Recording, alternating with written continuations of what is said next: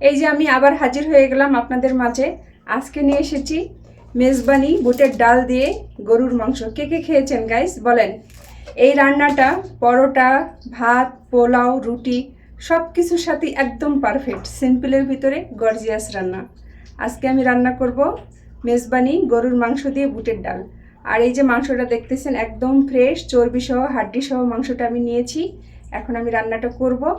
তো hello everyone, আসসালামু আলাইকুম। আশা করছি সবাই ভালো আছেন। তো চলেন রান্নাটা স্টার্ট করি।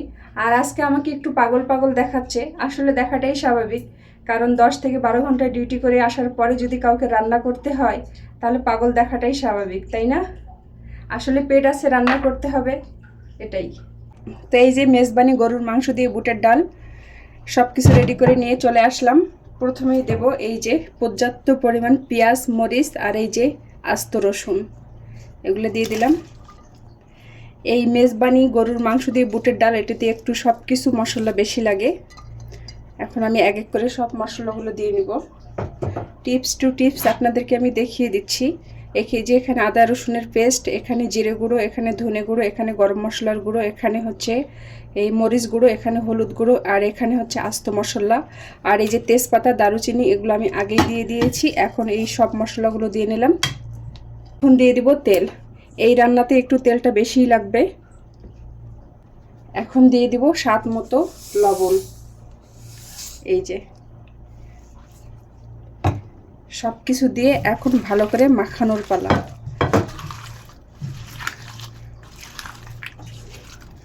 তো দেখতেই পাচ্ছেন মাংসটা আমি খুব ভালো করে মাখিয়ে নিয়েছি। এখন চুলায় বসিয়ে দেওয়ার পালা। চলেন চুলায় বসাই। এই যে ফাইনালি আমি চুলায় মাংসটা দিয়ে দিলাম। আমি কিন্তু মাংসতে কোনো পানি ব্যবহার করিনি, আমি লবণ দিয়েছি। এখন এই লবণের জন্য পানি উঠে আসবে মাংস থেকে, এই পানিতেই আমি মাংসটা কষিয়ে নিব। এই যে দেখেন মাংস থেকে কতগুলো পানি উঠে আসছে। আমি কিন্তু মাংসতে কোনো পানি দিছিলাম না, আপনারা দেখছেন। তো এই মাংসতেই আমি অনবরত নেড়ে নেড়ে মাংসটাকে লাল করে ভেজে নেব। অনবরত নাড়তে হবে, নয়তো মাংসটা নিচে লেগে যেতে পারে।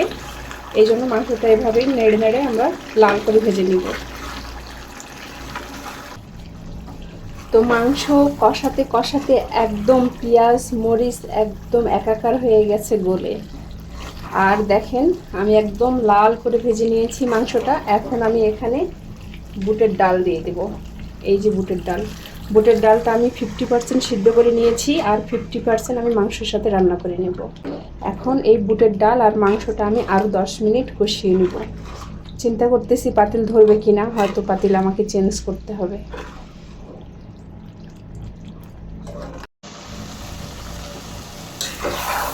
বুটের ডাল আর মাংস সহ ভালো মতো কষিয়ে নিয়েছি। এখন আমি এখানে গরম পানি দিয়ে দিব পরিমাণ মতো। যেহেতু এটা বুটের ডাল, পানি টানবে, এই জন্য পানির পরিমাণটা একটু বেশি দিব আমি। বিসমিল্লাহ করে দিয়ে দিলাম পানি। এখন ঢাকনা দিয়ে 10 মিনিট আমি তরকারিটাকে এভাবে ফুটিয়ে নিব। 10 মিনিট পরে ফাইনাল লুক নিয়ে ফিরে আসতেছি। তো আলহামদুলিল্লাহ ফাইনালি আমার এই যে মেজবানি বুটের ডাল এবং গরুর মাংস রান্নাটা কমপ্লিট হলো। এখন আমি এখানে সামান্য গরম মশলার গুঁড়ো আর ভাজা জিরের গুঁড়ো দিয়ে দিব। দেখেন আমি একটু ঝোল রেখেছি, কারণ আমরা ঝোল খেতে পছন্দ করি, তাই। একদম বুটটা আমার গলে গাদা গাদা হয়ে যায়নি এবং 100% সিদ্ধও হয়েছে। তো আজকের ভিডিওটা এই পর্যন্তই। সবাই ভালো থাকবেন, সুস্থ থাকবেন। আল্লাহ হাফেজ।